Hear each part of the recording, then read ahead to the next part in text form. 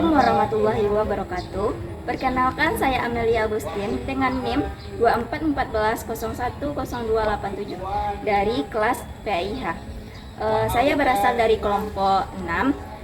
Saya akan menjelaskan seperdua awal dari materi saya, yaitu peran guru dalam pengembangan kurikulum.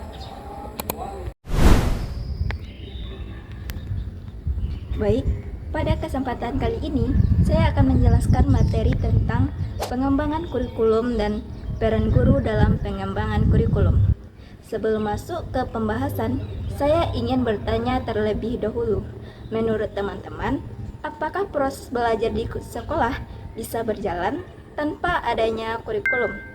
Tentu jawabannya tidak, karena kurikulum merupakan pedoman yang mengatur tujuan pembelajaran, materi yang diajarkan, cara mengajar, hingga bagaimana hasil belajar dinilai.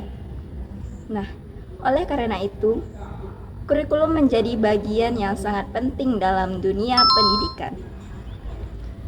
Selanjutnya, saya akan menjelaskan materi yang pertama, yaitu pengembangan kurikulum.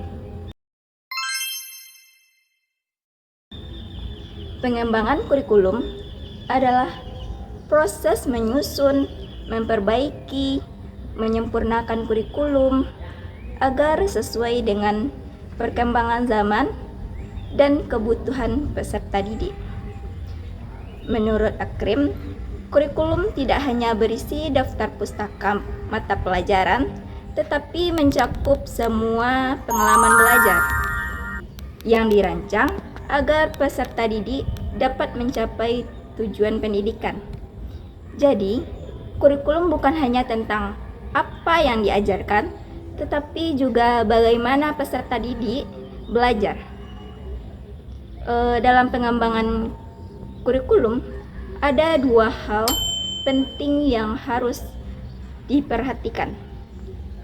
Yang pertama adalah isi kurikulum.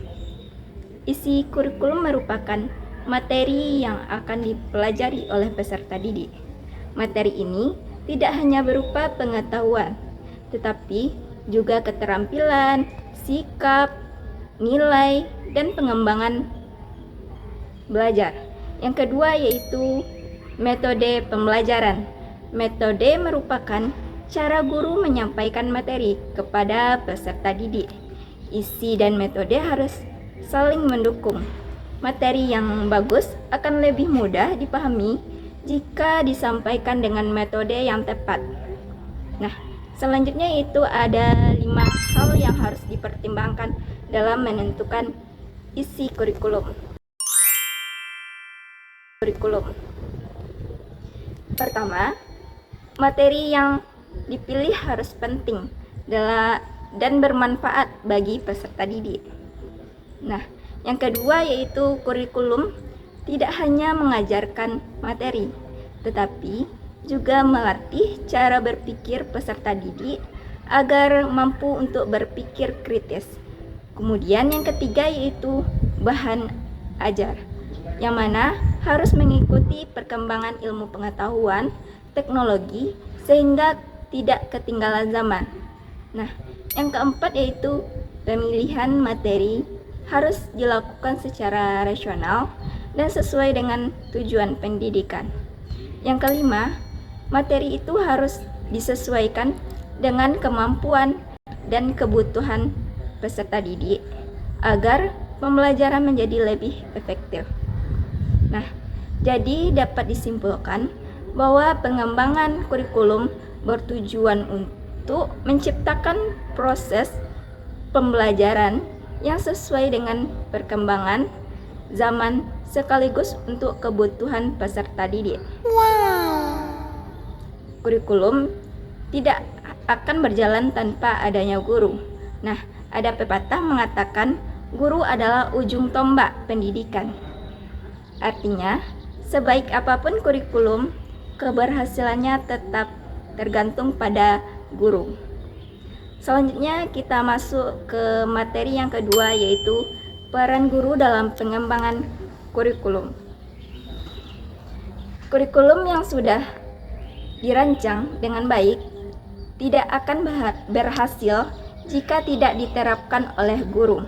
Oleh karena itu, guru memiliki peran yang sangat penting dalam keberhasilan suatu kurikulum. Ada 4 peran utama guru dalam pengembangan kurikulum. Pertama, sebagai implementer atau pelaksana. Artinya, guru melaksanakan kurikulum yang telah dibuat pemerintah atau sekolah sesuai dengan pedoman yang telah berlaku. Nah, yang kedua yaitu adapter atau penyesuai. Guru menyesuaikan pembelajaran dengan karakteristik peserta didik dan kondisi lingkungan sekolah. Misalnya, guru menggunakan contoh dekat dengan kehidupan sehari-hari siswa agar materi itu lebih mudah dipahami oleh siswa. Nah, yang ketiga yaitu sebagai developer atau pengembang. Nah, guru tidak hanya menjalankan kurikulum, tetapi juga mengembangkan perangkat pembelajaran seperti modul, media, metode, strategi pembelajaran agar lebih menarik. Nah, yang keempat yaitu sebagai researcher atau peneliti. Guru melakukan evaluasi atau penelitian terhadap pembelajaran untuk mengetahui apakah metode yang digunakan sudah efektif. Nah, jika belum, guru dapat melakukan perbaikan pada pembelajaran. Selain itu, guru juga memiliki beberapa peran dalam proses belajar mengajar. Yang pertama, sebagai demonstrator. Guru bertugas menjelaskan materi pembelajaran kepada peserta didik. Oleh karena itu, guru harus menguasai materi yang diajarkan serta mampu menyampaikannya dengan bahasa yang mudah dipahami. Selain itu, guru juga harus memilih metode dan media pembelajaran yang sesuai agar siswa lebih tertarik untuk belajar. Nah, yang kedua yaitu guru sebagai pengelola kelas. Nah, guru itu bertanggung jawab menciptakan suasana belajar yang nyaman, tertib, dan kondusif. Kelas yang dikelola dengan baik akan membuat peserta didik itu lebih fokus, aktif, dan termotivasi mengikuti pembelajaran. Nah, yang ketiga yaitu sebagai mediator dan fasilitator.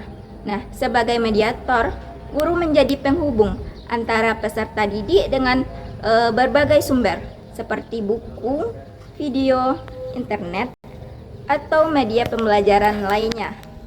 Sebagai fasilitator, guru menyediakan berbagai fasilitas yang dapat membantu peserta didik dalam memahami materi dengan lebih mudah. Nah, yang keempat yaitu sebagai evaluator. Guru melakukan penilaian terhadap hasil belajar peserta didik untuk mengetahui apakah tujuan pembelajaran sudah tercapai. Nah, penilaian dapat dilakukan melalui tes, tugas, observasi, maupun penilaian sikap. Hasil evaluasi tidak hanya digunakan untuk menilai peserta didik, tetapi juga sebagai bahan refleksi bagi guru untuk memperbaiki proses pembelajaran. Nah, yang terakhir yaitu tugas utama guru bukan hanya mengajar, tetapi juga mendidik, membimbing, dan memotivasi serta membantu perkembangan karakter dan potensi peserta didik. Nah, jadi dari materi yang telah saya jelaskan dapat disimpulkan bahwa kurikulum merupakan pedoman utama dalam proses pendidikan. Sedangkan guru adalah tokoh yang menentukan berhasil atau tidaknya kurikulum diterapkan. Oleh karena itu, guru tidak hanya bertugas mengajar, tetapi juga menyesuaikan, mengembangkan, dan mengevaluasi kurikulum agar pembelajaran menjadi lebih efektif dan sesuai dengan kebutuhan peserta didik.